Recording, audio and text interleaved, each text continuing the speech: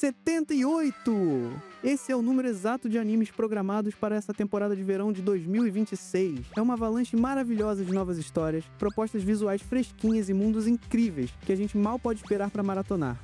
É claro!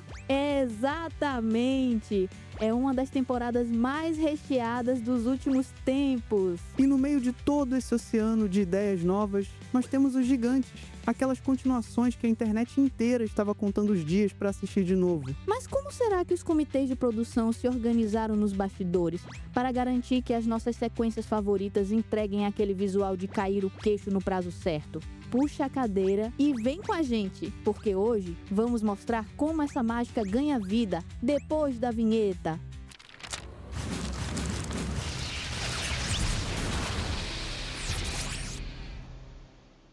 E aí, pessoal? Bem-vindos ao Sakuga Pop, a sua fonte de informação da indústria de animes. Eu sou o Carlos. E eu sou a Mabi. E hoje vamos trazer as continuações nessa temporada de verão de 2026. Se você quer saber como a temporada de animes funciona, estou deixando um card aqui no vídeo para você ir lá ver e voltar correndo. Essa temporada está fervendo. Tem anime para dar e vender. São 78 novos títulos. Para o vídeo não ficar gigante, separamos as continuações e as estreias da temporada em 2 vídeos diferentes. Vamos começar com os pesos pesados da temporada. Bleach, Senenkessen Ren, ou Bleach, a Guerra dos 1000 Anos, a Calamidade. E a Guerra Sangrenta dos 1000 Anos continua com força total, com o Ichigo e a Soul Society descendo a porrada nos Quincy.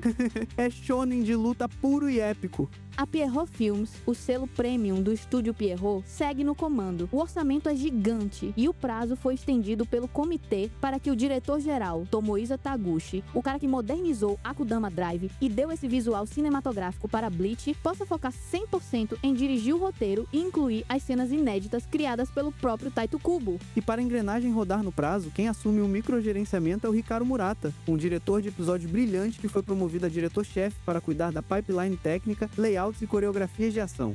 E vale o esclarecimento, o comitê japonês bancou tudo e a Disney veio depois, abriu a carteira com mais de 50 milhões de dólares Porque eu sou rica! e comprou os direitos de exclusividade global para o Disney Plus. O dinheiro deles não fez o anime, mas garantiu que ele virasse um produto de luxo exclusivo na plataforma deles. E falando em visual, Mushoku Tensei 3 chega dia 6 de julho.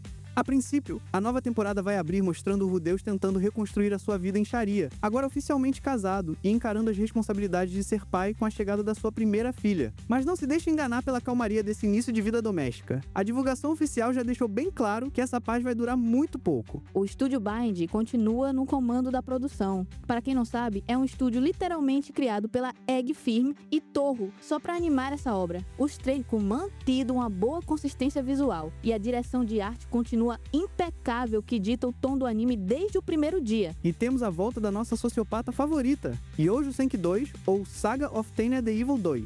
A Tanya continua a ascensão militar no Império, enquanto o Ser X tenta destruir a vida dela jogando o mundo inteiro numa guerra global. O estúdio Nut retorna, sob as asas da Kadokawa, previsto para julho, quase certo na Crunchyroll.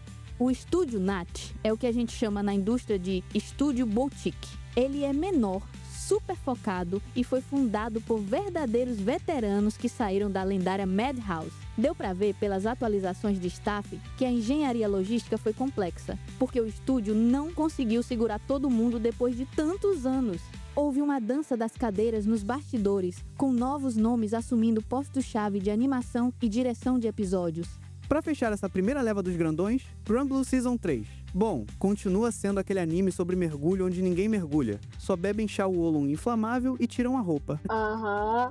Sei. Comédia pura. O estúdio Zero D retorna, mas agora dividindo a prancheta de animação com a Saberworks. Estreia em julho, provavelmente de volta a Crunchyroll. Sabe, normalmente eu bateria na tecla de que essa parceria com a Saberworks serve estritamente para aliviar o gargalo financeiro. Mas A maior curiosidade técnica de Granblue é o caos que essa obra causa em duas áreas muito específicas, na atuação de personagens e nas cordas vocais do elenco. E isso nos leva à sala de gravação. O processo de afurecô de Granblue é quase um esporte radical. A direção de áudio precisa extrair uma energia caótica, com os seiyus literalmente rasgando a garganta e gritando em 80% do episódio. A logística real aqui é como o estúdio de som gerencia a saúde vocal do elenco ao longo de semanas de gravação. É uma daquelas raras produções onde a loucura da cabine de áudio precisa ser perfeitamente espelhada pela loucura de quem está desenhando.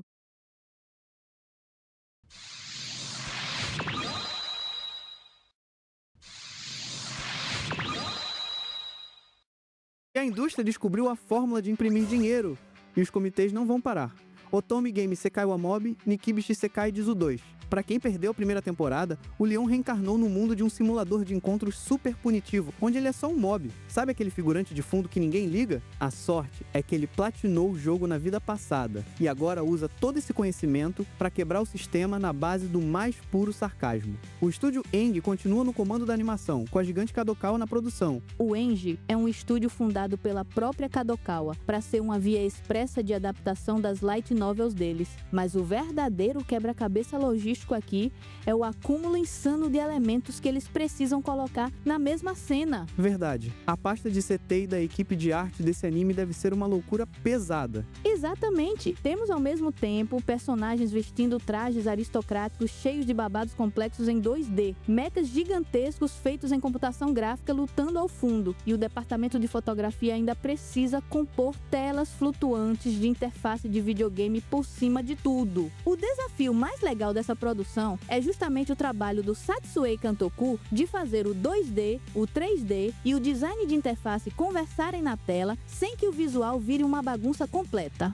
E, para quem gosta de fantasia clássica com o protagonista no estilo lobo solitário superpoderoso, temos o retorno de Gaikotsu Kishi-sama, Tadaima Izekai e Odekakeshu II. Repete rápido comigo 3 vezes sem morder a língua. Gaikotsu Kishi-sama, Tadaima Izekai e Odekakeshu. Gaikotsu Kishi-sama, Tadaima Izekai e Odekakeshu. Gaikotsu Kishi-sama, Tadaima Izekai e Odekakeshu.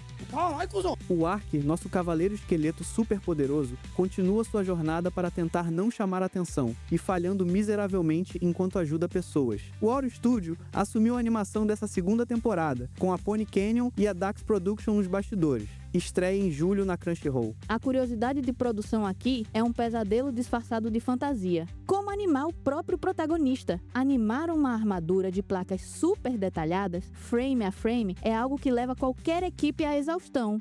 Nossa, com certeza. São dezenas de linhas de reflexo e volume que não podem sair do modelo em nenhum momento, senão a armadura fica parecendo que é feita de borracha. Exatamente.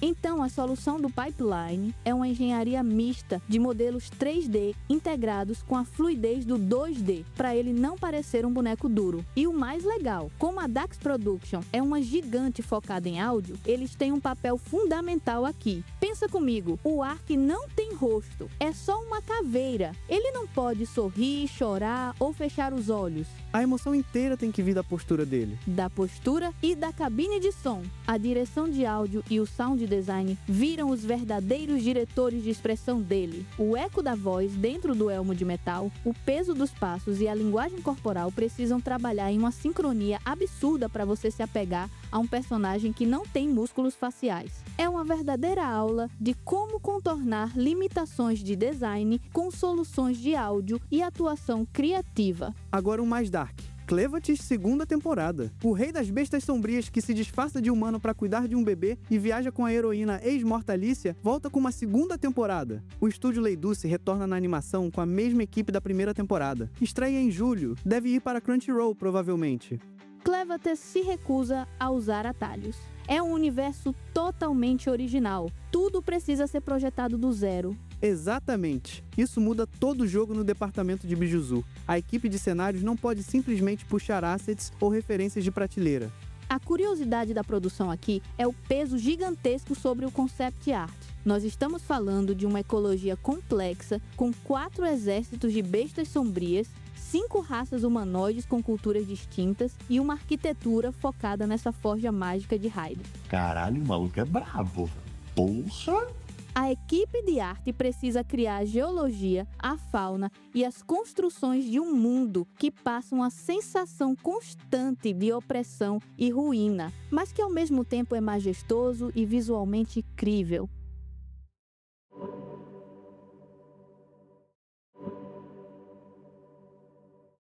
E pra quem gosta daquele choque de realidade quando o velhinho se mostra mais forte que todo mundo, está de volta. Katainaka no Osan, Kensei Ninaru 2 ou de caipira a Mestre Espadachim 2. O Beryl Gardenan passou 20 anos dando aula de espada numa vila remota. Ele se considera um cara comum, mas na verdade é um mestre absoluto que formou os maiores heróis do reino. Agora, ele foi convocado para ser instrutor na capital e está descobrindo que, por onde passa, as lendas locais param para prestar continência para ele. Os estúdios Passione e o Hayabusa Film voltam a assumir a animação, com a NBC Universal na produção. Estreia 8 de julho. Depois da primeira temporada ter ido exclusivamente para o Prime Video, a expectativa é ver se a sequência vai continuar exclusiva ou se vai se espalhar pelas plataformas. A verdadeira pérola de bastidores de Katainaka no Osan é a forma como eles resolvem o problema da escala de poder pelo storyboard. Isso é uma excelente observação, porque o desafio aqui não é só animar luta, é animar a aura do Beryl, né? Exato. O conflito visual aqui é genial. Como você faz o espectador sentir que o Beryl é o personagem mais perigoso da sala, sem ele precisar gritar, brilhar ou explodir o cenário? A curiosidade de produção aqui é o trabalho de timing e Kimi. A equipe de animação foca em Kimi lentos e deliberados para o Beryl, enquanto o resto do elenco recebe uma animação muito mais frenética e rápida. É o contraste perfeito. O resto dos personagens se move como se estivesse em um anime de ação convencional e cheio de energia. E o Beryl se move como se estivesse apenas caminhando no parque. O próximo é o misterioso Hell Mode temporada 2. O Kenichi Yamada passou a vida inteira procurando por jogos que fossem difíceis de verdade, e o destino deu o que ele queria. Ele renasceu como Allen, um camponês em um mundo mágico onde o sistema é impiedosamente complexo. Ele precisa aprender a dominar a classe de invocador e subir de nível na base do trabalho duro, mesmo que o progresso seja tão punitivo quanto o nível de dificuldade que ele escolheu. Curiosamente, o estúdio não foi amplamente divulgado ainda, o que levanta uma bandeira vermelha no pipeline. Esse é um cenário bem peculiar. Eles já divulgaram a equipe técnica principal, mas o nome do estúdio de animação ainda é um ponto de interrogação. Na prática, isso acontece quando o comitê aposta em um modelo de produção centralizada em staff. Como assim? Significa que o foco do comitê foi reunir diretores, designers e roteiristas de elite primeiro, tratando o estúdio quase como uma casa de serviços. Provavelmente, o comitê está finalizando acordos. É uma forma de priorizar os nomes de quem assina a criatividade antes da estrutura física, né? Exatamente. É uma estratégia de marketing focar no talento individual. Eles garantem o hype com os nomes de peso da staff e deixam a revelação do estúdio para quando o fluxo de trabalho estiver maduro, evitando qualquer ruído sobre a capacidade produtiva da empresa escolhida antes da hora. Vamos para títulos mais leves. Kimi no Koto Ga Dai Daisuki na Hyakunin no Kanojo terceira temporada, ou 100 namoradas que te amam muito. O Rentarou continua sua missão de vida de namorar 100 garotas ao mesmo tempo para que nenhuma morra. Isso significa que teremos mais quebra de quarta parede e mais caos absoluto. O Bibury Animation Studios segue no comando, com a Lantis e a Bushiroad na produção. Estreia prevista para 5 de julho. Esse anime é um caso de estudo sobre o que chamamos de design de personagem acumulativo. Pense na logística do Bibury. Cada namorada nova que entra no harém tem um visual, um padrão de cores e uma silhueta completamente diferente das outras.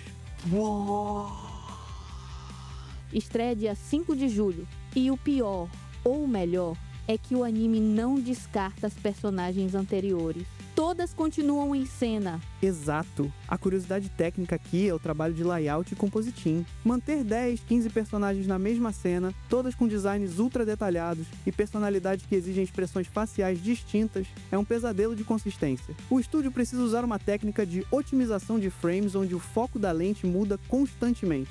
Eles precisam esconder a complexidade de algumas personagens ao fundo para que o espectador consiga focar no caos principal da cena. Entendi. É uma engenharia de cena digna de um jogo de estratégia. Saber exatamente onde posicionar cada um no espaço para o visual não gritar demais e confundir quem está assistindo. E eles estão de volta. Seihantai Nakimi Chuboku segunda temporada, ou You and I Are Polar Opposite segunda temporada. A extrovertida Suzuki e o introvertido Tani continuam aprendendo a lidar com esse relacionamento gostosinho e fofo de opostos que se atraem. A Lapin Trek está no comando da animação. Estreia prevista para 5 de julho, na Crunchyroll. A Lapin Trek entregou um projeto de posicionamento de mercado muito inteligente na primeira temporada. Eles optaram por uma produção de baixo impacto visual, mas de alta retenção emocional. A estratégia aqui foi focar na fidelidade ao material original, para converter leitores de mangá em espectadores fiéis, sacrificando o apelo de espetáculo por uma narrativa mais controlada e estável. E essa estabilidade que a Mabi menciona é puro trabalho de acting. Para nós que animamos, isso é tão ou mais difícil que uma luta de espadas. Não. Ele tem toda a razão. O desafio é manter o espectador preso através do timing de microexpressões. A gente trabalha frame a frame a hesitação de um olhar, o jeito que o peso do corpo muda quando o personagem está desconfortável. É pura física comportamental. Agora segurem a respiração, porque Niji Jouzu no Wakagimi, ou The Elusive Samurai, está de volta. O Tokiyuki Hojo é o mestre absoluto da evasão. Depois de perder tudo num golpe de estado, ele descobre que seu superpoder não é a espada, mas a capacidade de correr e se esconder melhor do que qualquer um. E ele vai usar esse talento para virar o jogo contra os samurais que destruíram sua família. O Cloverworks continua no comando dessa maluquice visual, com a Aniplex bancando o projeto. A previsão de estreia é para julho, na Crunchyroll. O que torna essa obra um case de sucesso para a Aniplex é o branding de nicho. Historicamente, animes de época samurais focados em estratégia têm um público muito específico. A estratégia deles aqui foi apostar em uma direção de arte experimental, transformando o ato de fugir em um espetáculo visual, o que acabou diferenciando a marca Cloverworks em um mercado saturado de produções de ação genéricas.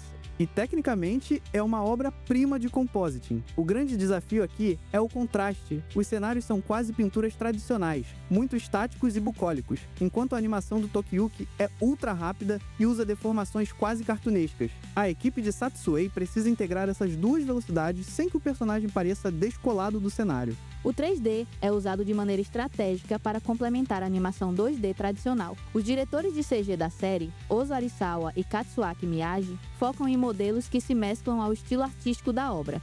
Isso permite que cenas complexas, como movimentações de massas, batalhas com múltiplos personagens ou deslocamentos rápidos em cenários históricos, mantenham a consistência visual sem perder a estética de desenho à mão.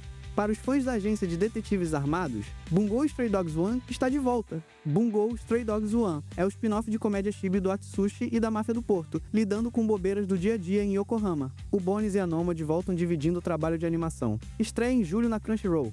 Do ponto de vista de produção, esse spin-off é uma estratégia de manutenção de marca. O comitê utiliza esse formato para manter a relevância da IP enquanto a série principal descansa, otimizando custos com uma animação mais simplificada que atende perfeitamente ao público de comédia. E o desafio técnico aqui é o character acting reduzido. Animar em proporções chibi parece fácil, mas exige uma economia de traços brutal. A gente precisa transmitir a mesma personalidade dos personagens originais com 80% menos detalhes, usando apenas timing cômico e expressões exageradas. Tá pensando o quê, filho? Rapadura é doce, mas não é mole, não. E agora temos magia com armas de fogo. Mahou Shoujo Lyrical Nanoha Exceeds. 30 anos após uma invasão alienígena quase destruir a Terra, a jovem Shin Nakuzi atua como caçadora dessas criaturas em uma ilha remota, até ser arrastada para o conflito central da organização Exceeds. A Seven Arcs assume a produção, com a King Records bancando o projeto. Previsão de estreia: 5 de julho. Estrategicamente, a franquia Nanoha é um ativo de alto valor em licenciamento de produtos. A decisão de produzir esse novo título não é apenas artística, é uma operação de revival de marca para capitalizar sobre uma base de fãs consolidada, posicionando a obra como um pilar de ação da temporada.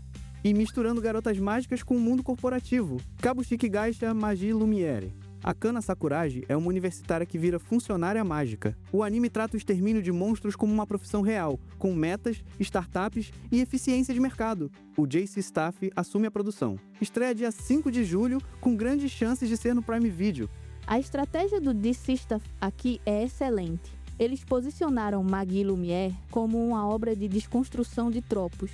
Ao tratar o trabalho de heroína como um emprego formal, eles criam uma identificação imediata com o público jovem e adulto, tornando a obra um produto de apelo comercial muito sólido e fácil de vender para plataformas de streaming. E tecnicamente é um desafio de design de interação. Diferente de outras garotas mágicas, os poderes da Kana são ligados a gadgets e tablets. A equipe de animação precisa animar a interface tecnológica como se fosse um personagem vivo que interage com o cenário. O desafio de layout é integrar essa realidade aumentada ao combate, garantindo que o brilho das telas e os menus flutuantes tenham um peso físico no mundo real. É uma engenharia de compositing muito técnica e limpa.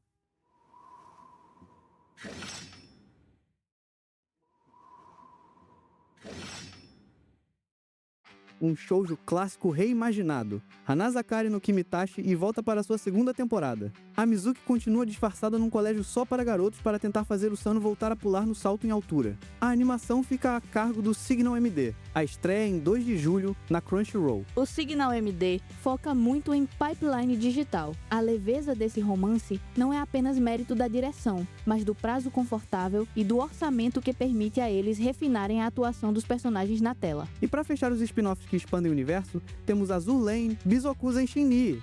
Esqueça a guerra e a tensão dos mares. Aqui, as garotas navio curtem a vida no porto, focadas em estudos, culinária, esportes e, claro, em tentar chamar a atenção do comandante no dia a dia. É o puro suco do Slice of Life. O estúdio Candy Box está no comando da animação, estreia 6 de julho, mas ainda sem plataforma anunciada.